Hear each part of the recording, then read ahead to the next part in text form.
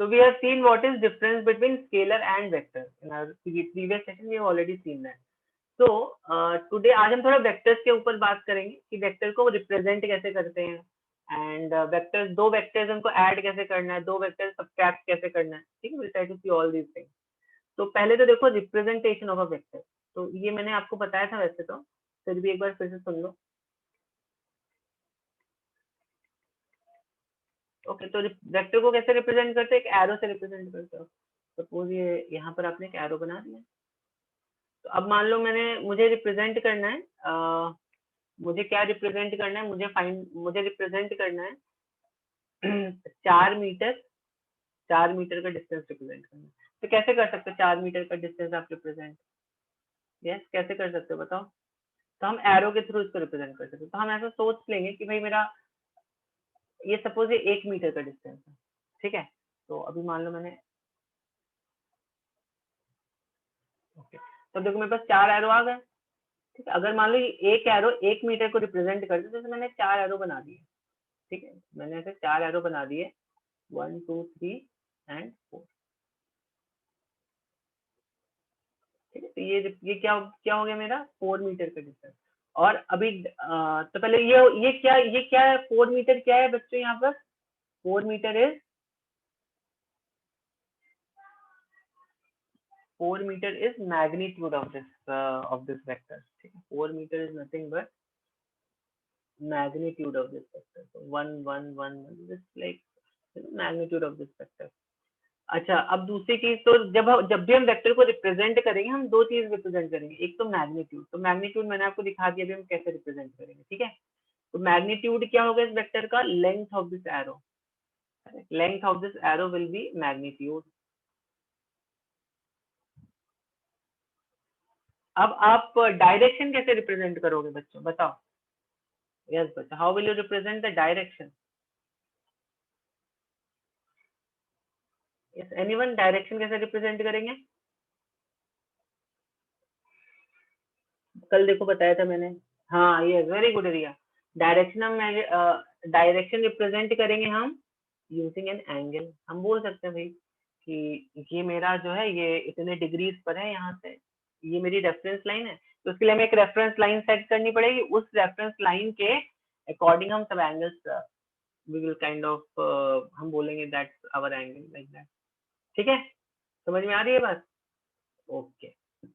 तो जनरली हम जब भी वेक्टर्स को, आपको तो I mean you will not be into so much complicated things of vectors, लेकिन आपको पता रहना चाहिए कार्टेशियन से। जैसे फॉर एग्जांपल, और अभी देखो ये एक मेरा यहाँ पर क्या है, ये सपोज ये एक मेरा वेक्टर है, ठीक है, ये एक वेक्टर है।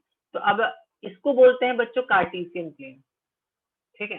हो सकता है आप मैथ्स वैप्स में कर रहे हो, तो आप then you can still you can use this kind of concept in math. Suppose जैसे for example, अभी मैथ्स में आप कैसे यूज कर सकते हो सकता है आपका यहाँ पर एक यहाँ पर एक क्या है, यहाँ पर एक वेल है, यहाँ पर एक वेल है, ठीक है।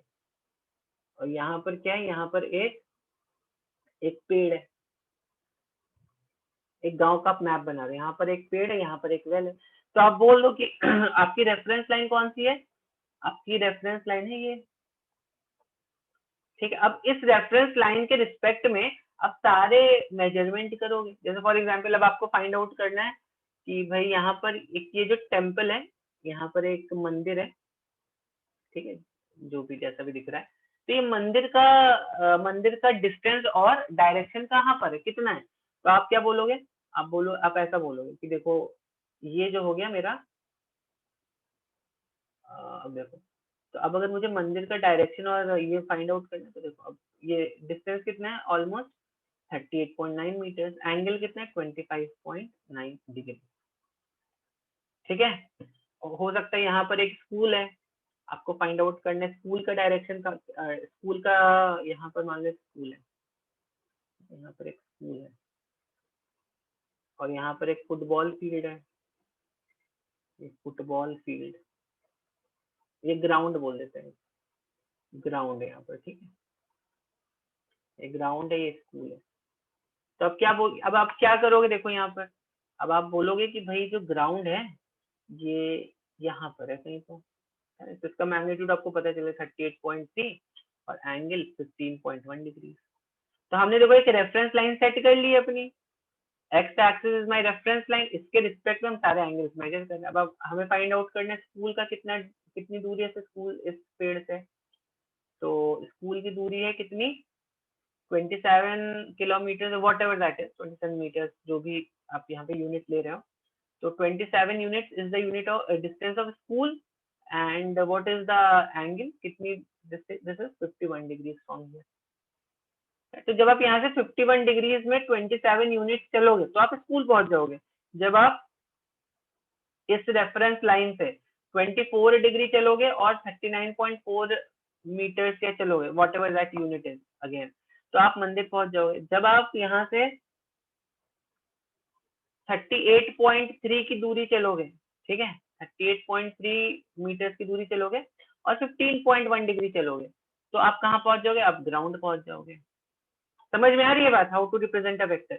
तो बेसिकली क्या है, इसका जो लेंथ है इस वेक्टर, इस एरो का, ये क्या रिप्रेजेंट कर रहा है, ये रिप्रेजेंट कर रहा है मैग्नीट्यूड।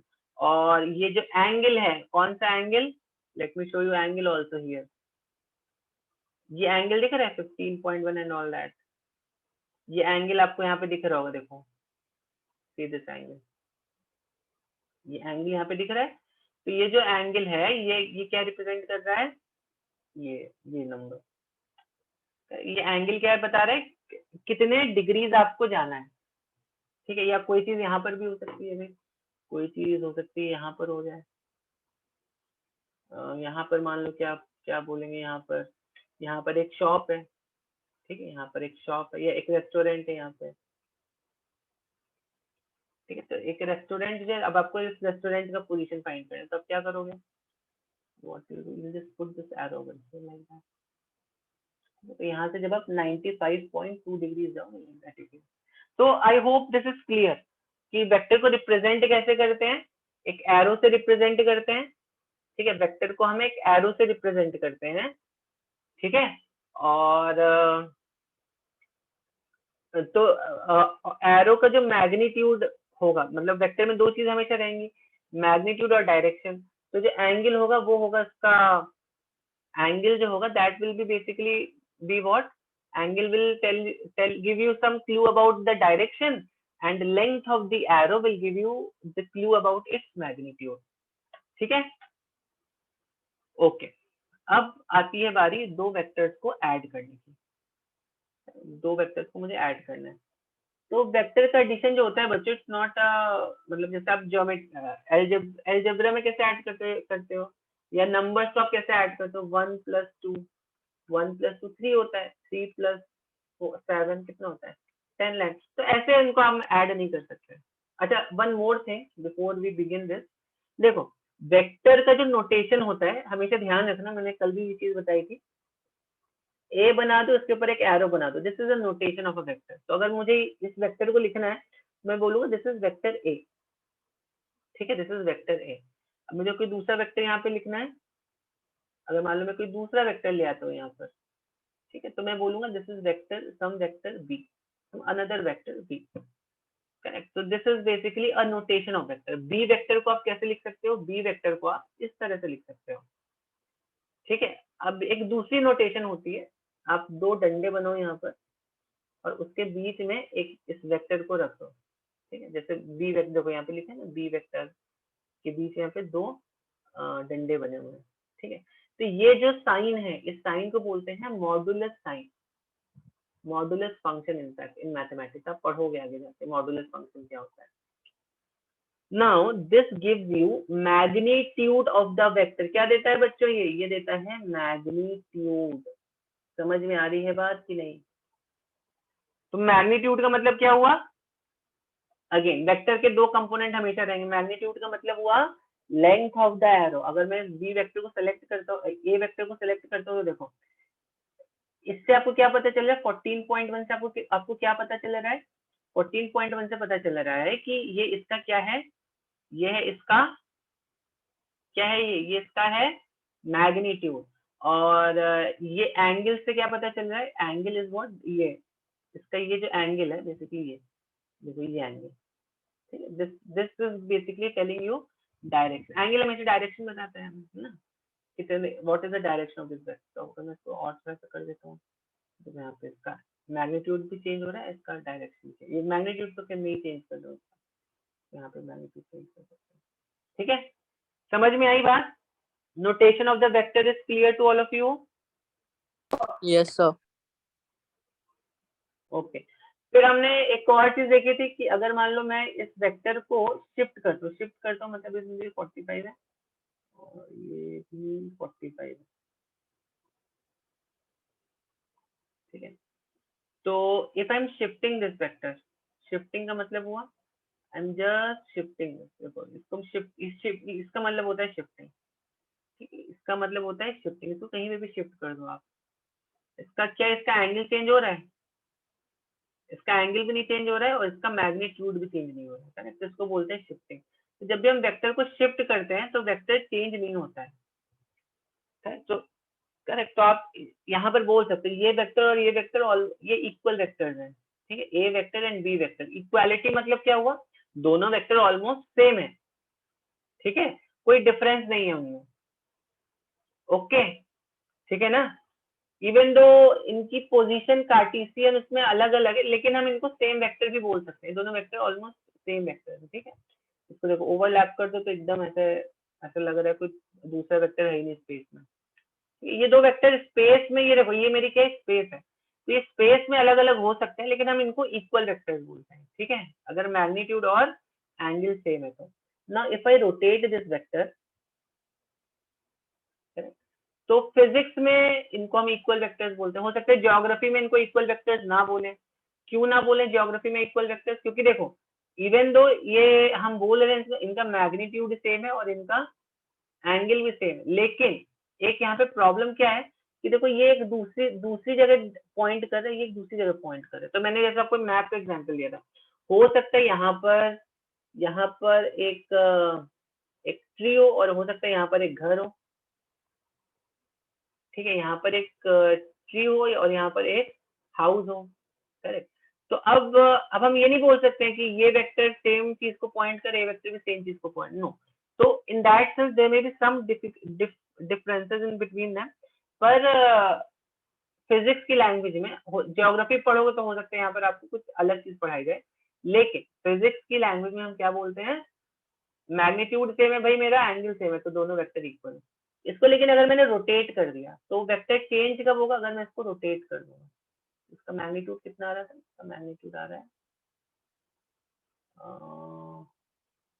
चलो इसका मैग्नीट्यूड कितना है, अभी देखो इसका मैग्नीट्यूड मान लो 3 है, 15 है इसका मैग्नीट्यूड, इसका मैग्नीट्यूड देखो कितना है, अगर मैं 15 बोलता हूँ इसका मैग्नीट्यूड, अभी देखो इसका मैग्नीट्यूड तो सेम आ रहा है ऑलमोस्ट, हाँ 14.9,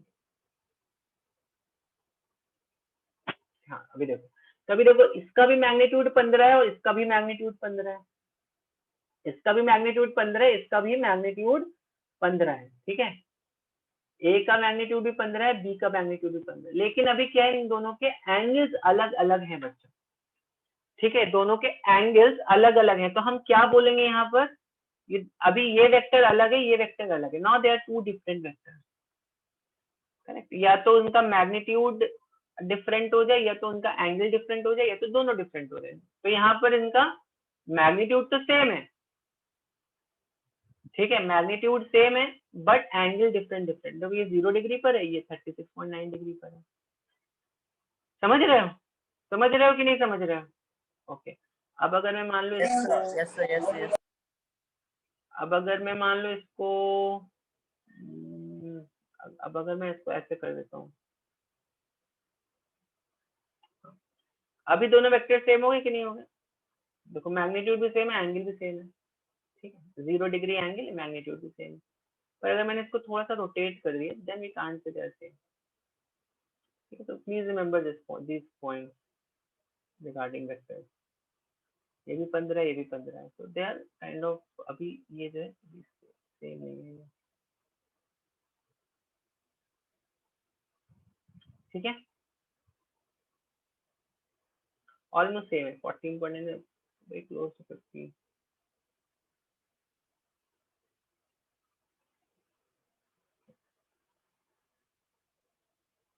ठीक है ना बच्चे, समझ में आई ना बात आपको ये? ओके, तो अब हम देखते हैं अगर हमें दो वेक्टर्स को ऐड करना है तो हम कैसे ऐड करेंगे। तो पहले आपको एंगल निकालना आ गया वेक्टर का एंगल हम एक रेफरेंस लाइन मानते हैं, उसके अकॉर्डिंग हम मेजर करते हैं। तो जनरली हम क्या करेंगे, हम एक्स एक्सिस को अपनी रेफरेंस लाइन मानेंगे और उससे ही हम सारे एंगल्स को फाइंड आउट करें, उससे उसके रेफरेंस में हम सारे एंगल्स को मेजर करेंगे। ठीक है, तो अब जैसे फॉर एग्जांपल अब देखो ये किसके रेफरेंस में मेजर हो रहा है, ये एंगल जो है ये एक्स एक्सिस के रेफरेंस में मेजर हो रहा है जो एंगल है।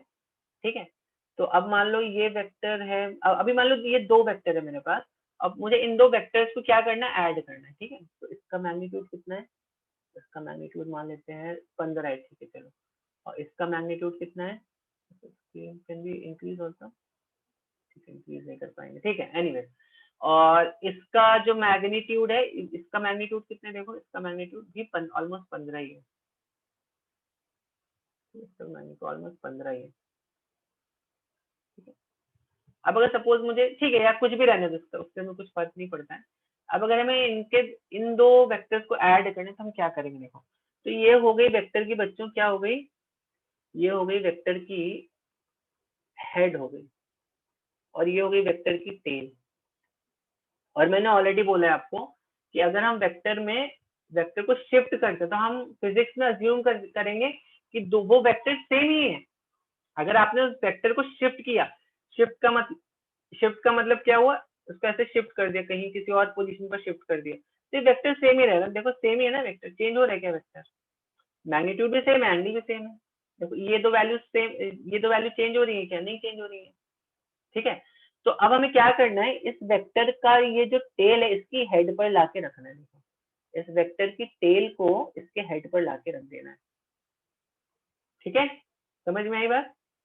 तो एडिशन के लिए हमें क्या करना है, पहली चीज हमें दो वेक्टर्स दिए होंगे, अगर मान लो मुझे ए वेक्टर और बी वेक्टर को ऐड करना है, तो ए वेक्टर ये हो गया, बी वेक्टर ये हो गया। ठीक है, इसकी टेल को इसके हेड पर लाके रख देंगे हम, अभी इसकी टेल को इसके हेड पर लाके रख दिया। ओके, अब हमें क्या करना है, इसकी टेल को, मतलब ए वेक्टर की टेल को इसके हेड से ज्वाइन कर देना। देखो अगर मैं सम कर देता तो यहाँ पर तो ये जो वेक्टर है ना, अगर आप इसकी टेल को अभी इस यहाँ पर रखोगे, और what do you see, something very amazing है। देखो तो ये वाला जो ब्लू, डार्क ब्लू से आपको दिख रहा है, this is actually the resultant vector. तो इसको आप कैसे लिख सकते हो, इसको आप बोल दोगे a plus b, this is how we add two vectors। ठीक है, this is how we add two vector. Now here you have to be very careful. देखो अच्छा, अब यहाँ पर एक चीज आप ऑब्जर्व करो, देखो एक ए वेक्टर का मैग्नीट्यूड कितना है, 15, बी वेक्टर का मैग्नीट्यूड कितना है, 14.4। ठीक है, तो ए का मैग्नीट्यूड कितना आया था मेरे पास, ए का मैग्नीट्यूड था 15। ठीक है, बी का मैग्नीट्यूड था 14.4। जरा इन दोनों को ऐड कर दो, कितना आ रहा है, 29.4 आ रहा है। लेकिन जरा इसका मैग्नीट्यूड देखो, जरा इस वेक्टर का मैग्नीट्यूड देखो कितना आ रहा है, 25.9। कुछ गलत है क्या, सही है? हमें इसका लेंथ देखना है ना बेसिकली, तो इसका लेंथ 29.4 कब आएगा, इसका लेंथ 29.4 तब आएगा जब ये दो वेक्टर्स ऐसे एक्चुअली 14.4 ना, मतलब देखो अभी अगर मैं इसको रुको, इसका हटा देते हैं पहले एक बार। तो अभी हम केवल बी वाला वेक्टर देखते, तो 14 ये 14 आ रहा है, अभी 14 आ रहा है। ठीक है, तो देखो 15 प्लस 14 कितना कितना हो गया, 15 प्लस 14 कितना हो गया, 15 प्लस 14 कितना हो गया, 29 हो गया ना। तो इसका सम अभी देखो, अभी इसका सम देखो। हाँ, अभी इसका सम देखो। ठीक है, अभी इसका सम देखो कितना आ रहा है, 29 आ रहा है सम इसका 29। You are able to see this, sum is 29। See this is the sum is 29। इसका सम 15 है, इसका सम 14 है। ठीक है, लेकिन अगर मैंने अगर मैंने क्या कि इसको थोड़ा सा ना ऐसा, इसको 14 ही रखेंगे, 14 रखा था ना इसको, तो अभी समझो मैंने इसको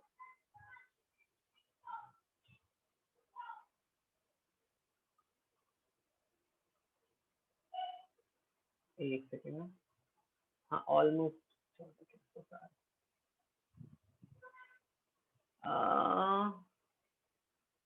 इसमें सेट नहीं कर सकते ना वैल्यू, दैट्स द प्रॉब्लम। तो ठीक है, एनीवे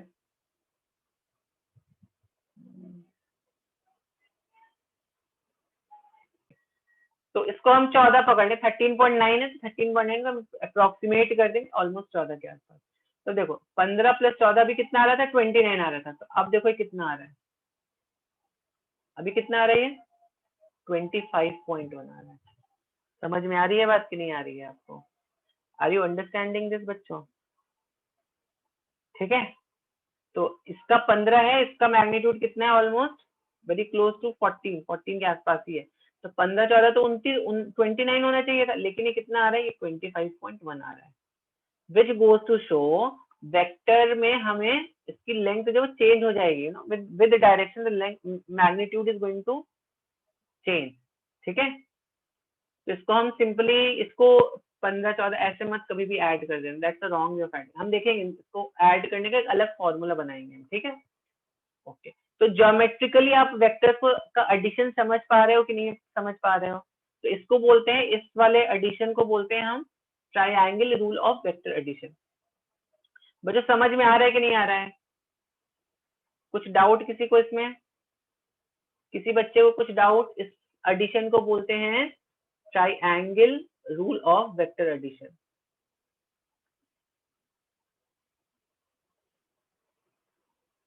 ठीक है, triangle rule of vector addition. Okay, तो एक और रूल होता है जिसको हम बोलते हैं पैरेललोग्राम रूल, वो भी यहाँ पर देख लेते हैं। पहले हम ज्योमेट्री से बात करें, अभी I am not going into any formula और anything, just talking about the geometry of the geometry, इसका कैसा होता है। ठीक है, तो एक और रूल होता है, अब सपोज देखो ये क्या बना रहे हैं, एक ट्रायंगल बना रहे हैं ना, तो अब सपोज अगर मैं इस बी को इसकी टेल पर ऐसे रख दूं, ठीक है, ए और ये बी, अभी मैंने क्या किया, दोनों वेक्टर्स, दो ये वेक्टर ए था मेरे पास, अभी हम बाद में देखेंगे इसका। ठीक है, ये ए वेक्टर था, ये बी वेक्टर था। ठीक, अब मुझे क्या करना है, इसकी टेल और इसकी टेल दोनों को ज्वाइन कर देना है। पहले मैंने क्या किया था, देखो ट्रायंगल रूल में क्या किया था, मैंने इसके हेड पे रख दिया था। अब मैं क्या कर रहा हूँ, इस वेक्टर को इसकी टेल पर रख दे रहा हूँ, समथिंग लाइक दिस। ठीक है, अब इसका सम देखते हैं कितना आ रहा है, तो इसका ये सम यार। Now just see one thing very careful, यहाँ पर देखो, अभी अगर मैं इसको यहाँ से ऐसे ज्वाइन कर दूं, या एरो नहीं बनाता हूँ, चलो मैं यहाँ पे लाइन बनाता हूँ।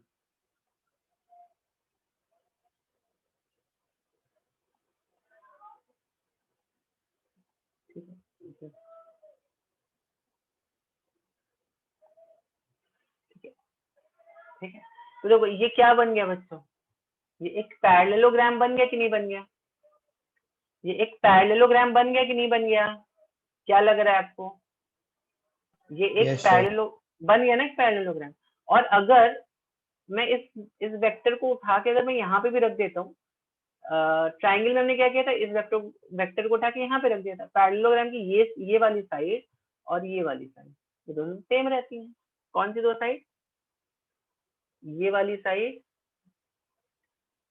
ये वाली साइड और ये वाली साइड, ये दोनों तो सेम रहती है ना पैरेललोग्राम की, they are equal in one sense. Magnitude wise देखोगे तो इक्वल इक्वल है, ये वाली दे आर आल्सो इक्वल। तो इन वन सेंस आप ट्रायंगल बनाओ या पैरेललोग्राम बनाओ, दोनों one and the same thing है, करेक्ट? दोनों they both are one and the same thing, क्योंकि यहाँ पर देखो ये जो है ना, यहाँ पर ये ट्रायंगल ही बन रहा है, यहाँ पर देखो ये ए और ये बी, ये एक ट्रायंगल ही बन रहा है। यहाँ पर भी देखो ये ए और ये बी, ठीक है, तो दोनों बोथ आर लाइक दैट। ठीक है ना, समझ में आई बात कि नहीं आई?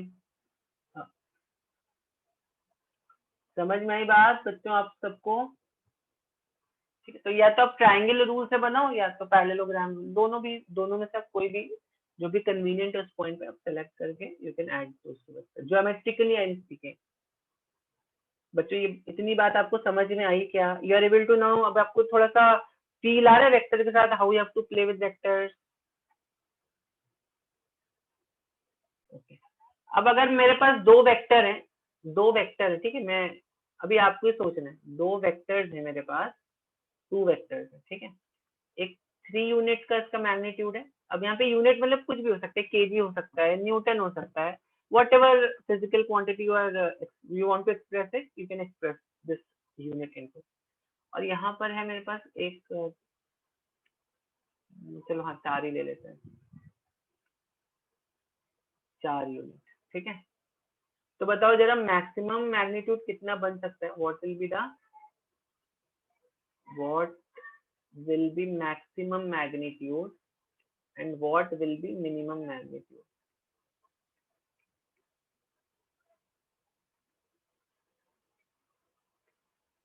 चलो बताओ जल्दी से। With 3 unit and 4 unit, so let's go to back to our simulation में ही जाते हैं। ओके, तो आई डोंट नो, इसको टेढ़ा वेढ़ा कर देंगे तो देखो, तो अभी यहाँ पर देखो, ये मान लेते हैं 3 यूनिट का है और ये मान लेते हैं 4 यूनिट का है, 1 2 3 4, ठीक है, 20, दिस इज ऑल 20, ठीक है ना, दिस इज ऑल 20, तो इसका पाथ ऑलमोस्ट ऐसा रहे, ऐसा, तो 20 के आसपास भी आई जस्ट टेक। तो अब आपको ऐड करना है, तो सपोज मैं इसको थोड़ा सा आई जस्ट मेक इट 20 के पास ही लेके जाते हैं इसको। ओके, चलिए ये यहाँ पर ले गए, 20 कहाँ पे मिल गया मुझे, यहाँ पे 20 मिल गया, ठीक है। अभी मान लो कोई भी एट रैंडम एंगल है, इसको जरा ऐड कर दो, 20, ये कितना है, ये 3 है, ये 20, तो जो भी आंसर आएगा उसको 4 से डिवाइड कर देंगे, ठीक है। तो यहाँ पर में कितना है 33.2, तो मैंने बोला जो भी मेरा आंसर आएगा उसको हम 4 से इसको डिवाइड कर दो, तो इसको 4 से डिवाइड करो तो कितना आएगा,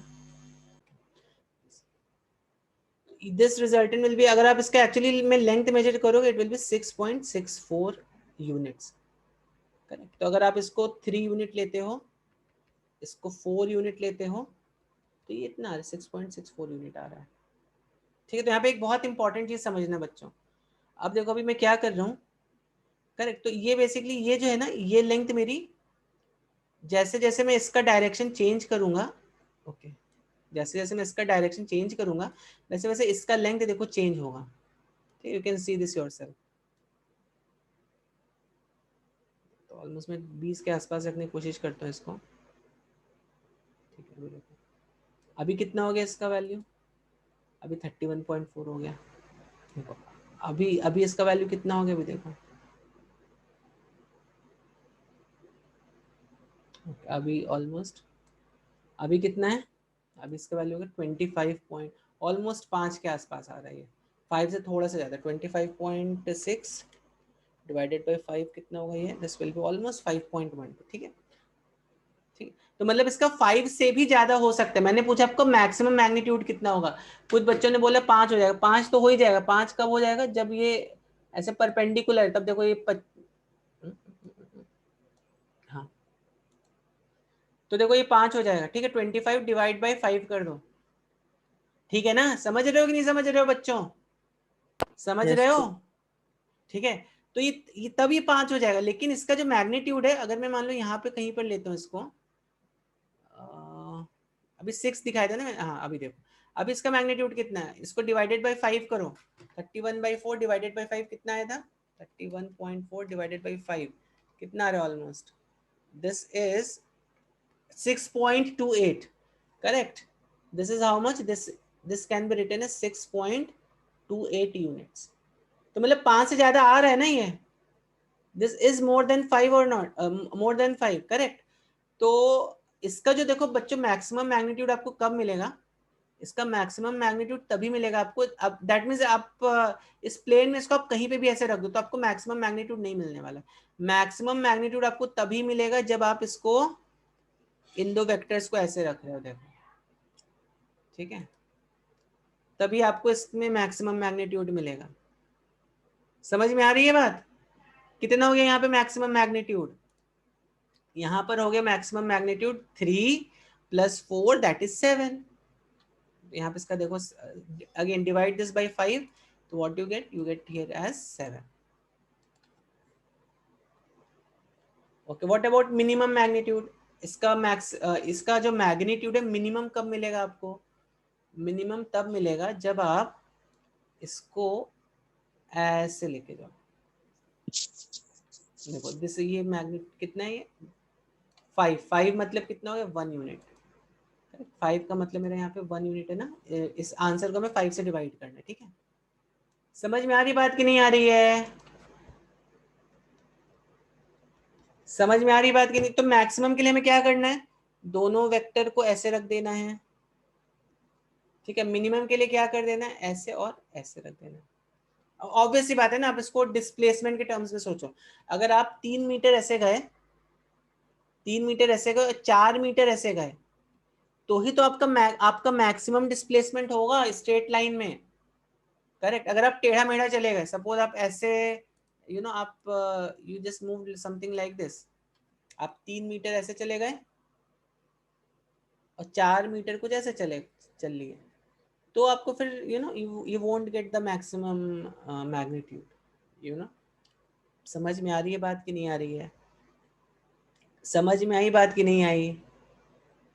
ठीक है, क्लियर है बच्चों? किसी को कुछ डाउट है? ओके। अगर आपको याद होगा, आपने 10th स्टैंडर्ड या 9th स्टैंडर्ड प्रोबेबली, जहां पे भी आपने ट्राइंगल्स पढ़ा होगा, एक थ्योरम पढ़ी होगी आपने ट्राइंगल की। What was that theorem? कोई भी ट्राइंगल होगा, देखो कोई भी, अब यहां से भी आप उस चीज को समझ सकते हो।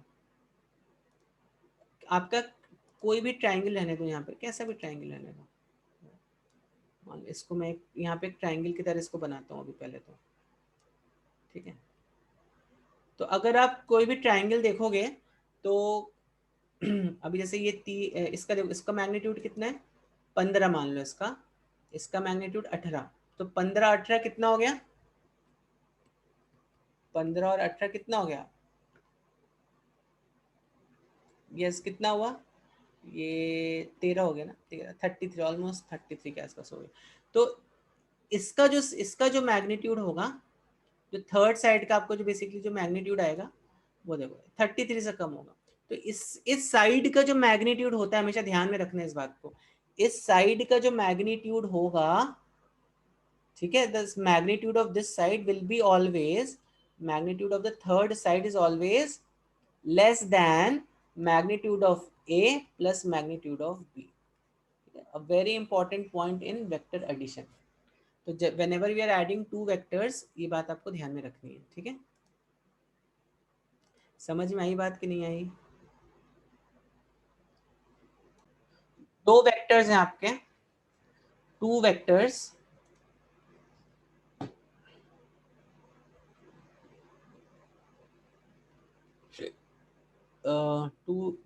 Equal in magnitude. तो मैग्नीट्यूड मान लेते हैं इसका, कितना ले लो equal in magnitude?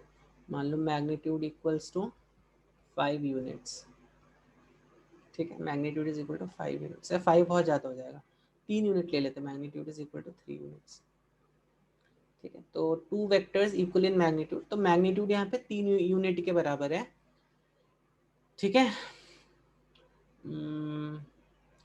What should be angle between them? What should be angle between them? तो टू वेक्टर्स को हम क्या मान लेंगे यहाँ पे? Two vectors A and B, two vectors vector A and B। तो एक second, I'll frame this whole question. So this is a question. Okay. ये क्वेश्चन है आपका, दिख रहा है ना सबको स्क्रीन पे?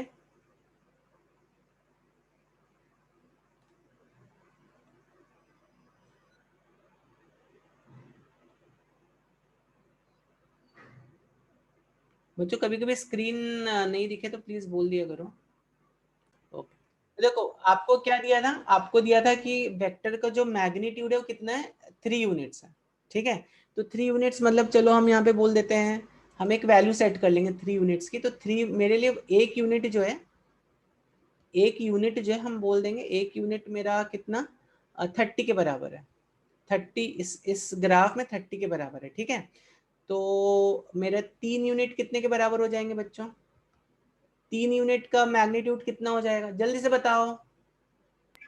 90 90 हो जाएगा, ठीक है। ओके, तो पहले तो मैं यहाँ पर आपको दिख रहा होगा, यहाँ पे वेक्टर ए दिख रहा होगा आपको और यहाँ पे वेक्टर बी दिख रहा होगा। तो इन दोनों के मैग्नीट्यूड हम सेट कर देते हैं। तो 90 ना, तो 90 सेट कर देंगे हम यहाँ पे।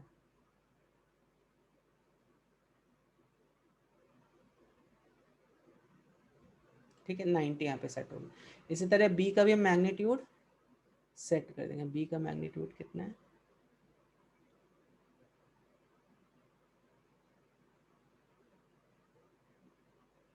नाइनटी, ठीक है। ठीक है, अब देखो, अब ए को हम मान लेते हैं, ए को हम यहाँ पर ऐसे ही रख देंगे।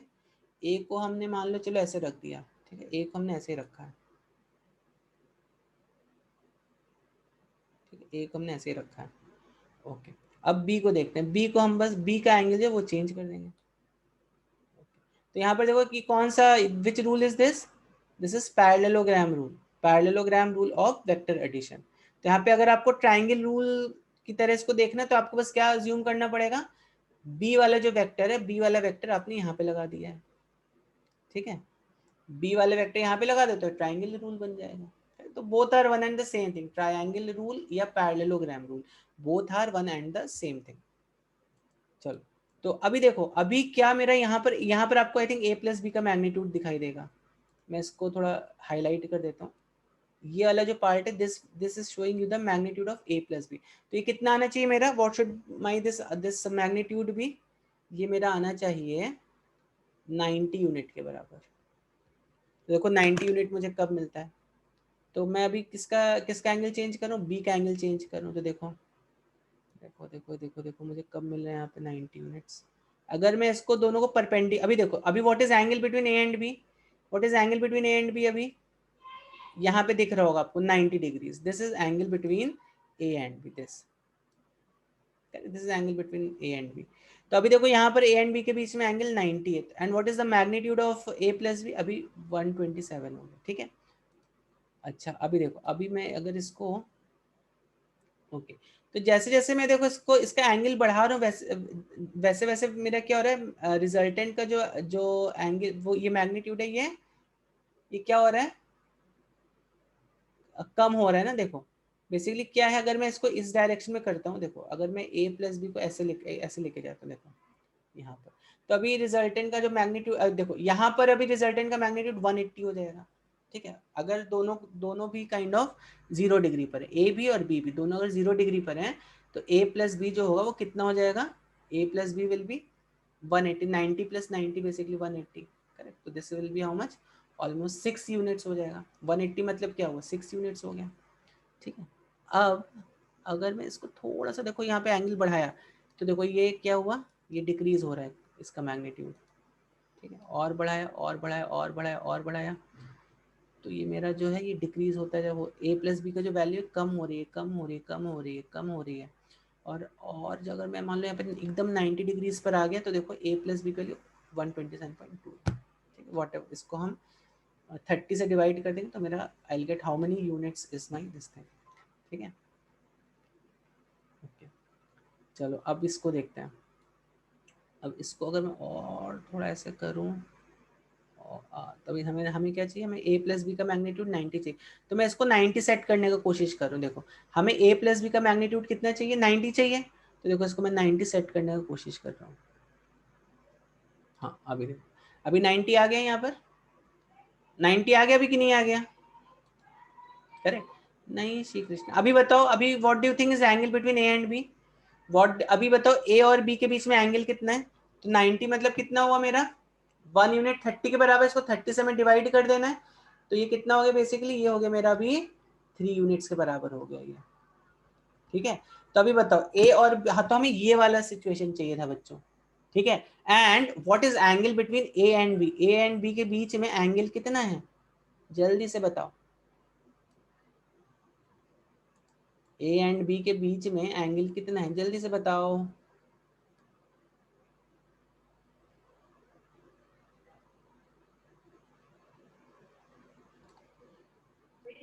120. यस, कितना एंगल है, 120 degrees. Correct. So what will be the answer, 120। तो देखो हम again please remember one point, हम एंगल मेजर कहाँ से करते हैं, हम एंगल, मेरा रेफरेंस लाइन क्या है, एक्स एक्सिस ना, X axis my reference line. हम एक्स एक्सिस के रेफरेंस में सारे एंगल्स को मेजर कर रहे हैं ना, we are measuring all angles with reference to this X axis. तो ये मेरा कितना हो गया, ये this thing comes out to be 120 degrees. देखो ये 60 है तो ये भी 60 हो जाएगा ना, बिकॉज ये इसका यूनिट, ये 3 यूनिट है, ये भी 3 यूनिट है, ये भी 3 यूनिट है, ठीक है। तो 3 3 3 कितना हो गया, ऑलमोस्ट 60 60 60, तो 60 और ये दिस विल बी 120। बच्चों समझ में आ रही है बात, समझ में आ रही है बात कि नहीं आ रही है? आई होप आपको समझ में आ रही होगी बात। किसी बच्चे को कुछ डाउट यहाँ तक? ठीक है। तो यहाँ पर आप पैरेललोग्राम रूल भी देख सकते हो। पैरेललोग्राम रूल कहाँ पर कैसे बन रहा है, यहाँ पे देखो ए और ये भी, इसका पैरेललोग्राम मतलब इसकी टेल्स को दोनों को ज्वाइन कर दिया हमने, ठीक है। तो दोनों के बीच में एंगल अभी कितना हो जाएगा, this will be the angle between this will be how much, 120 degrees. ठीक है, समझी बात कि नहीं, समझी बात कि नहीं, समझ में आई बात? Yes, sir. किसी को कुछ डाउट है? तो if I am just shifting this vector, तो ये फिजिक्स के लैंग्वेज में हम बोलते हैं वेक्टर चेंज नहीं हुआ है, बट अगर मैं इसको थोड़ा सा, ये मैंने रोटेट कर दी तो अभी ये वेक्टर चेंज हो गया है, ठीक है। तो हमने रूल्स क्या देखे थे बच्चों, what were the rules that we saw for triangle rule of vector addition, we saw what, कि हमें वेक्टर बी को, ये वेक्टर बी को कहीं पे भी रहने दो, ठीक है, हमें वेक्टर बी की टेल को वेक्टर ए के हेड पर रख देना है, correct, put tail of vector B on head of vector a.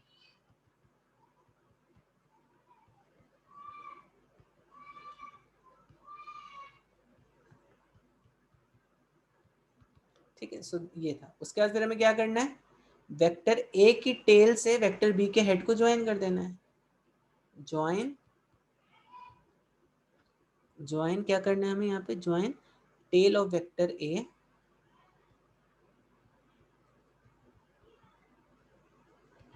To head of vector b, ठीक। So this is how we can, so जो अभी हमें यहाँ पे मिला, ये आपको जो एस दिख रहा है, so S is the resultant of, S is resultant of, इसको हम रिजल्टेंट बोलते हैं, ठीक है, resultant of A plus B. समझ में आई बात? इसी तरह हमने पैरेललोग्राम रूल भी देखा था। What was parallelogram rule? So what did we saw in parallelogram rule बच्चों, वी हैव टू ब्रिंग दोनों वेक्टर्स की टेल को टुगेदर, दोनों वेक्टर की टेल को, जब मैं बोल रहा हूँ टुगेदर मतलब शिफ्ट करके हमें लाना है, उसको रोटेट करके नहीं लाना है, ठीक है। वेक्टर को एक एंटिटी समझो तब आपको और मजा आएगा वेक्टर पढ़ने में, ठीक है। तो इस tail of vector b is but and joint to the tail of vector a, तो tails of both vectors are joint. तो मैं इसको ऐसे लिख दूंगा, टेल ऑफ वेक्टर बी, यहाँ पे हम क्या लाए थे, head of tail of, put tail of vector B on head of vector है, तो हम यहाँ पे क्या बोलेंगे, put tail of vector B on tail of vector A.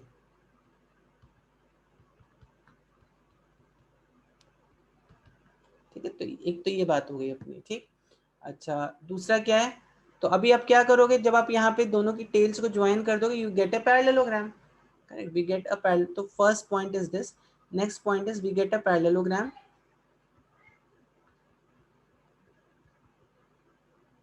we get a parallelogram, diagonal of this parallelogram gives us, diagonal of this parallelogram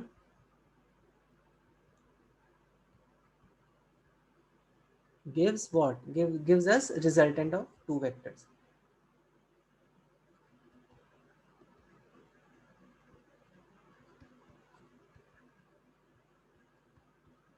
तो यार diagonal हमें क्या दे रहा है, a प्लस बी दे रहा है, देखो तो अगर आप देखोगे ये जो पैरेललोग्राम का जो डायगोनल है वो हमें क्या दे रहा है, a प्लस बी वेक्टर दे रहा है, देखो यहाँ पर, ठीक है, समझ में आई बात? आगे बढ़े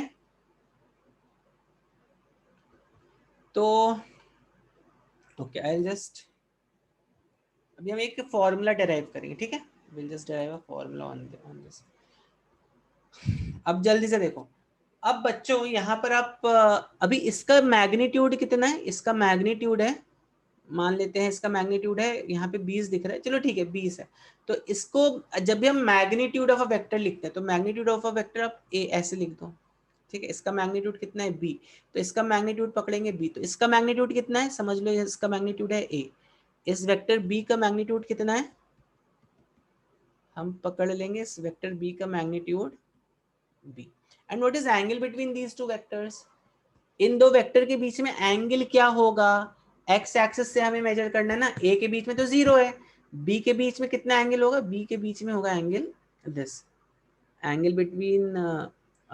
between A and B is actually this is the angle, इस एंगल को बोलेंगे थीटा, ठीक है। एक चीज यहाँ पे समझो बच्चों, how to calculate angle between two vectors, या तो देखो I will show it to you, अगर मान लो मैं इसको भी थोड़ा सा ऐसे रोटेट कर देता हूँ, अभी इसको भी यहाँ पे ऐसे कर देता हूँ, ठीक है, तो अभी ये जो एंगल बिटवीन टू वेक्टर्स अगर आपको पूछा गया तो ए का एंगल कितना है, ए के बीच में एंगल है 14 डिग्रीज, ठीक है, ए के बीच में एंगल कितना है बच्चों 14 डिग्रीज का है, okay, so this angle if I just draw a line over here like this, ठीक है, तो ये एंगल देखो कितना हो गया ऑलमोस्ट, ये एंगल हो गया ऑलमोस्ट, एक्स एक्सिस से देखोगे तो ये ऑलमोस्ट 14 डिग्रीज का एंगल हो गया, ये कितना है 51.3, तो what is angle between these two vectors, तो angle between these two vectors is this, ठीक है, तो एंगल कैसे निकालना है, बहुत सावधान रहना इसमें,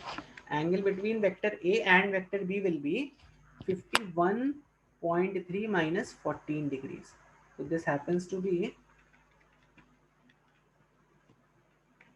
37.3 degrees, ठीक है, so angle between A and B यहाँ पे कितना आ गया 37.3 आ गया, समझ में आई बात? तो जैसे आपको यहाँ पर देखो, इनफैक्ट अगर आप पैरेललोग्राम रूल से देखते हो, पैरेललोग्राम रूल से आपको हमेशा angle between A and B पता चल जाएगा, ठीक है, जैसे अगर हम ये बोल रहे हैं और अच्छा यहाँ पर ये बता, तो angle between A and B will be this will be angle between A and B ना, this will be angle between A and B, तो यहाँ पर भी वो एक्स एक्सिस से ही सब एंगल्स मेजर करें, but angle between A and B हमेशा दो वेक्टर के बीच के एंगल होता है, ठीक है, ओके, आई होप ये एंगल कैसे निकालते हैं वेक्टर के आपको समझ में आ गई बात। तो यहाँ पे angle between vector A and B कितना हो गया, थीटा हो गया, ठीक है।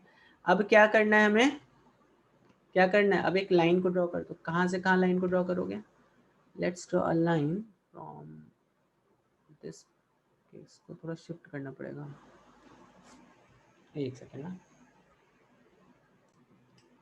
तो देखो ये अभी मैंने क्या किया यहाँ पर, ये इसको मान लेते हैं पॉइंट ओ, इसको मान लेते हैं पॉइंट ए, इसको मान लेते हैं पॉइंट बी, और इसको मान लेते हैं पॉइंट सी, ठीक है, पॉइंट सी, वो बहुत ही सिंपल है अभी ये।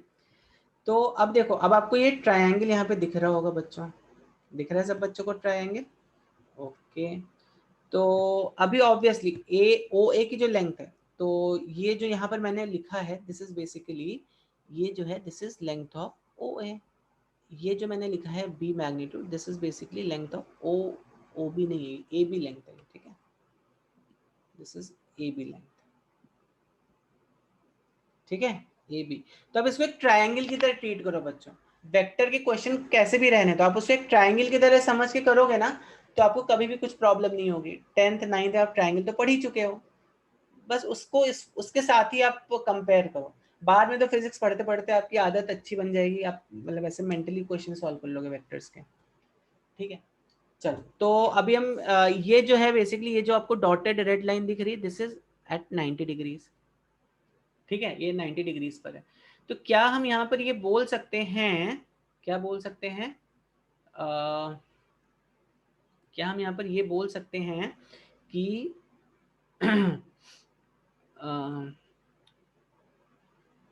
ओ बी स्क्वायर, देखो ओ बी स्क्वायर जो होगा this will be equal to O C square plus C B square. ये तो बहुत ही फेमस पाइथागोरस थ्योरम से आ गया, ठीक है ना? आगे कि नहीं आगे पाइथागोरस थ्योरम से? अच्छा, बिफोर वी प्रोसीड फर्दर, कितने बच्चों को ट्रिग्नोमेट्री नहीं पता है? Raise your hand.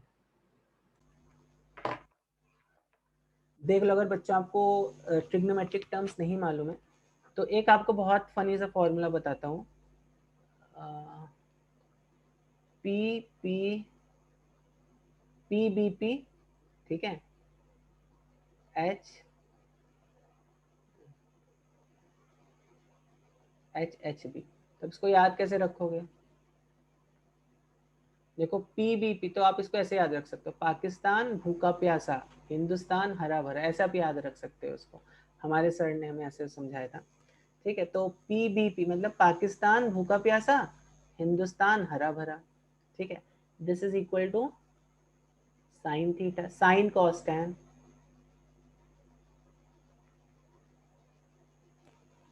ठीक है, साइन कॉस टैन। अब देखो यहाँ पर थीटा, थीटा क्या होता है किसी भी ट्रायंगल में? थीटा तो मालूम, मतलब थीटा तो एंगल ही होता है। पी क्या होता है? P is always opposite to this angle, ठीक है, P is always opposite to this angle. And जो साइड एंगल को टच कर रहा है उसको हम बोलते हैं बेस, ठीक है। And this is my hypotenuse. Hypotenuse क्या होता है? लॉन्गेस्ट साइड होता है, ठीक है ना? तो ऐसे आप याद रख सकते हो। तो अब यहाँ से साइन थीटा की वैल्यू देखो कितनी होगी, इस ट्रायंगल में साइन थीटा की वैल्यू कितनी होगी? तो इसको मैं कर देता हूँ नीचे अभी, ठीक है। आई होप ये आपने समझ लिया होगा, इसको जल्दी से लिख भी लिया होगा। ओके, अब हम देखेंगे in triangle A B C, in triangle A B C, ठीक है बच्चों, in triangle A B C sine theta कितना हो जाएगा? Sine theta is perpendicular upon hypotenuse होता है, sine theta is perpendicular upon hypotenuse, so sin theta will be BC upon AB, ठीक है, sin theta is BC upon AB. Cos theta is what?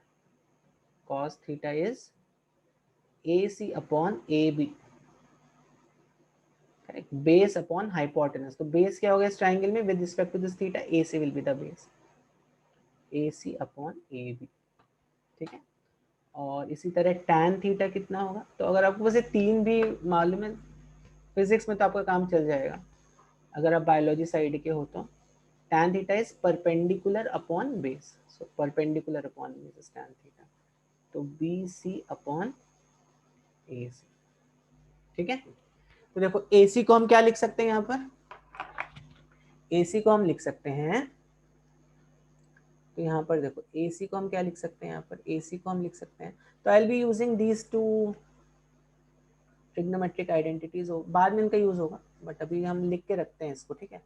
तो तो sine theta को देखो मैं यहाँ पर क्या लिख रहा, यहाँ पर मैं क्या लिख रहा हूँ? यहाँ पर देखो साइन थीटा को मैं लिख रहा हूँ, BC कितना है मेरा? BC, AB कितना है? AB इज B ना, तो BC ये हो गया, AB मेरा B हो गया, ठीक है। cos थीटा कितना हो गया मेरा? AC, AB कितना है? AB इज अगेन B, ठीक है। So BC is equal to B sin theta, AC is equal to B cos theta, ठीक है। Sine AC is equal to B cos theta, BC is equal to B sin theta. तो ये दोनों चीज़ आप अभी ध्यान में रखना, अभी हम इसको यूज करेंगे आगे चल के, ठीक है। इसको भी मैं नीचे कर देता हूँ, कहाँ पे कर दूँ इसको? यहाँ पे कर देता हूँ, चलो पे कर देता हूँ, तो मैं जब बोलूँगा तो आप जस्ट रिमेंबर दिस, ओके। तो अब यहाँ पर देखो, तो अब मैं क्या यहाँ पर ओबी हमें बेसिकली क्या फाइंड करना है? ओबी का मैग्नीट्यूड कितना हो वही फाइंड करना था। तो हमने इसको ऐसे निकाल लिया। बट OC हमें क्या दिया हुआ है, हमें तो OA दिया हुआ है ना, हमें OA का मैग्नीट्यूड दिया है, OC का तो मैग्नीट्यूड दिया नहीं हुआ है। तो हम OC को क्या लिख लेंगे, OC को हम लिख लेंगे OA प्लस AC इसका होल स्क्वायर, राइट। और CB को आप ऐसे लिख दो, CB का होल स्क्वायर, ठीक है।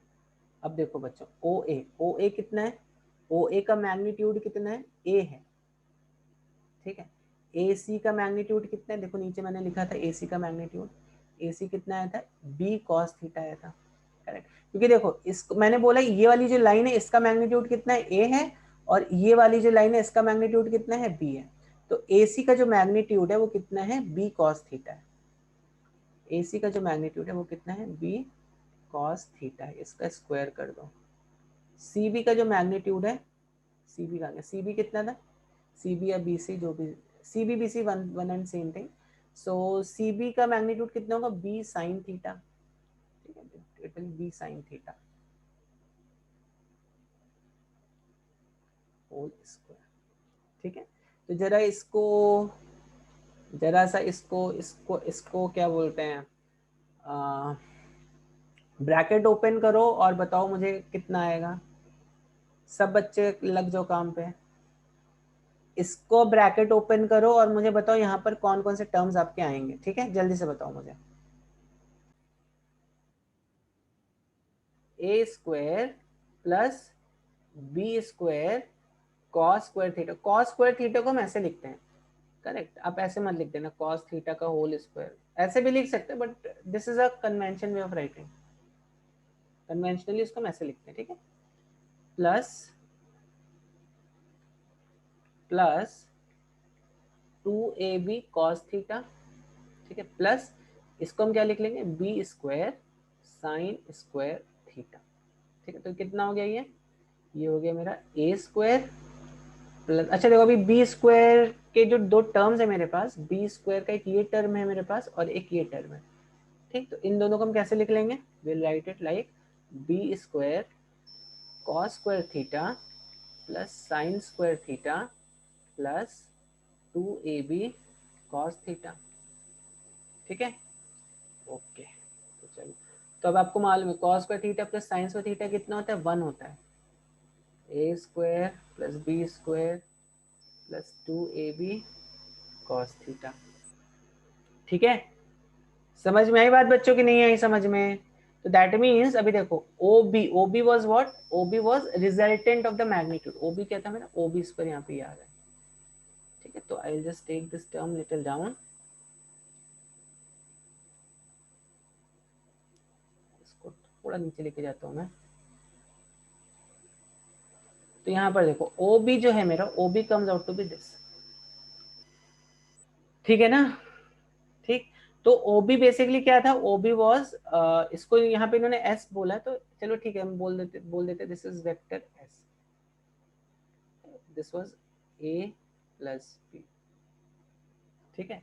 तो OB was magnitude of A plus B, OB is nothing but magnitude of A plus B, या इसको आप S भी बोल सकते हो, S was equal to A plus B ना,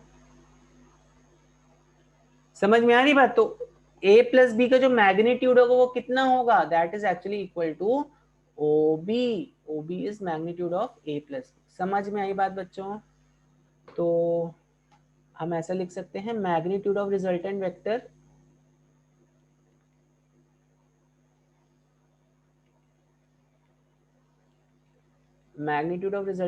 कितना हो गया, under root of A square plus B square plus 2AB cos theta. तो ये तो हो गया बच्चों रिजल्टेंट वेक्टर का मैग्नीट्यूड।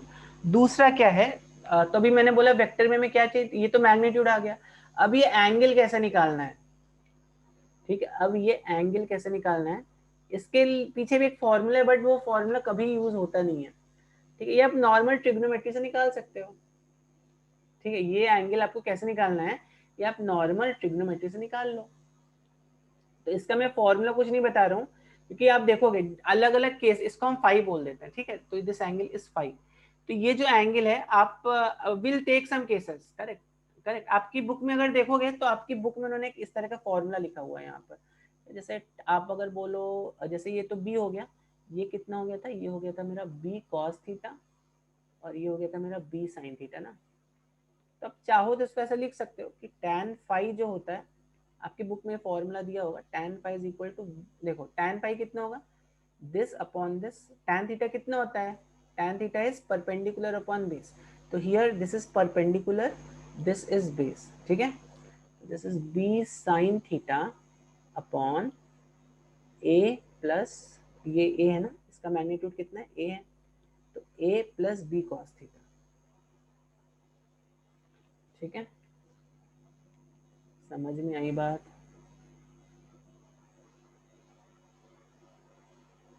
समझ में आई बात? tan theta is equal to b sine theta upon a plus b cos theta. तो इसको भी मैं नीचे लिख देता हूँ। तो आप चाहो तो ये फॉर्मूला यूज कर सकते हो, पर मैंने जहां तक देखा है, जितने भी क्वेश्चंस आप सॉल्व करोगे ज्योमेट्रिकली कुछ ना कुछ आप जुगाड़ करके ये फाई को फाइंड आउट कर सकते हो, ठीक है। आपको क्वेश्चन ऐसे दिए जाएंगे जहां पर ज्योमेट्रिकली आप उनको फाइंड कर सकते हो। तो बेसिक ज्योमेट्री लगती है इस फाई को फाइंड आउट करने के लिए। Most of the time you don't need to mug up this formula also, ठीक है। तो हम इसके एक दो क्वेश्चंस देखेंगे, मे बी इस सेशन में तो नहीं देख पाएंगे, बट नेक्स्ट सेशन में डेफिनेटली हम लोग देखेंगे। तो अभी के लिए मैं क्या करूंगा, I may be I give you some homework, ठीक है। तो वो आप कर लेना। चलो हम लोग एक काम करते हैं, ये वाला जो क्वेश्चन ऊपर मैंने लिखा था, इस क्वेश्चन को एक बार इससे देख लेते हैं जस्ट, ठीक है। कौन सा क्वेश्चन था, कहाँ गया क्वेश्चन, एक लिखा था ना मैंने यहाँ पर, हाँ, इस क्वेश्चन को एक बार इससे देखते हैं, इससे, ठीक है। तो आई जस्ट, तो जस्ट मे बी आप 2 मिनट अगर और रुक जाओगे तो हम लोग इस क्वेश्चन को इससे सॉल्व करके देखते हैं अभी, इस फॉर्मूले से, ठीक है। तो मैं फॉर्मूला क्या है बच्चों, फॉर्मूला आया है मेरा ये A square plus B square 2ab cos theta, ठीक है। तो अब देखो, अभी मैंने इसको, ओके बच्चों, तो देखो अपना ऑलमोस्ट ये ऐसा आया था, we have seen all this things, correct. तो what is angle between A and B, अभी देखो what is angle between A and B, कितना है angle between A and B, this is actually 120 degrees ना। तो अगर आपको मालूम नहीं 120 कॉस ऑफ 120 क्या होता है, तो आप कैलकुलेटर से डायरेक्टली देख सकते हो। तो कॉस 120 इज कितना होता है, cos 120 आई थिंक -½ होगा, -½ होता है, ठीक है। cos 120 इज -½ ये कैलकुलेटर से वैल्यू आप देख सकते हो। मैं आपको नेक्स्ट क्लास में बता दूंगा कि how we take this positive negative values कैसे आती है इसके, ठीक है। अभी के लिए जल्दी से देखो, तो मेरा मैग्नीट्यूड का फॉर्मूला क्या था, what was the formula for magnitude, magnitude का फॉर्मूला था,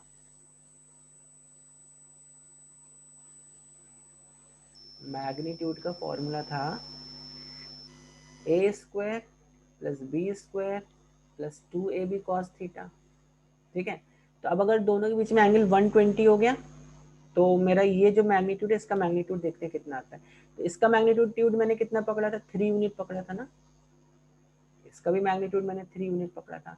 तब अब सपोज मुझे सी का मैग्नीट्यूड फाइंड करना है, तो कैसे निकालेंगे हम इसको, ए को हम लिख देंगे 3 स्क्वायर, बी को भी लिख देंगे 3 square, and this will be 2 into 3 into 3 cos of 120, cos 120 is -½ और this to the power of ½ तो देखो कितना आ गया, ये आ गया 3 स्क्वायर प्लस 3 स्क्वायर, ये 2 से 2 कैंसिल आउट हो गया, तो आ गया -3 square power ½ which is equal to 3 देखो 3 यूनिट्स आ गया कि नहीं आ गया, 3 यूनिट आ गया। इसका जो मैग्नीट्यूड है कितना आ गया, इसका मैग्नीट्यूड 3 यूनिट आ गया। सी का मैग्नीट्यूड कितना है, 3 यूनिट। अब मान लो आपको मालूम नहीं है, अब अगर आपको ये फॉर्मूला नहीं लगाना है, कौन सा फॉर्मूला, ये वाला फॉर्मूला, ये फॉर्मूला अगर आपको नहीं लगाना है तो आप यहाँ पे नॉर्मल ट्रिग्नोमेट्री से कर लो। ये 120 हो गया तो ये 60 हो गया, देखो ये 60 डिग्री हो गया। अब आपको मालूम है ये भी 3 यूनिट है, ये भी 3 यूनिट है, ये भी 3 यूनिट है, तो यहाँ पर ये एंगल कितना होगा, by property of equilateral triangle we can say this will be 60, this will be 60 and this will also be 60 degree. तो angle of resultant from x axis, angle of resultant vector from x axis कितना है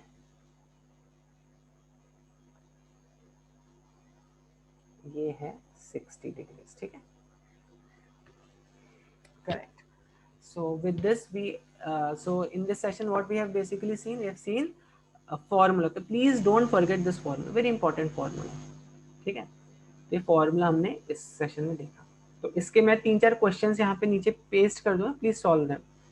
okay, तो next session में हम लोग अभी components और अगर टाइम मिला तो will also see dot product, cross product. तो ये सब चीज़ें हम फिर नेक्स्ट सेशंस में देखेंगे. ओके बच्चों, so I think will end this session here. Thank you so much.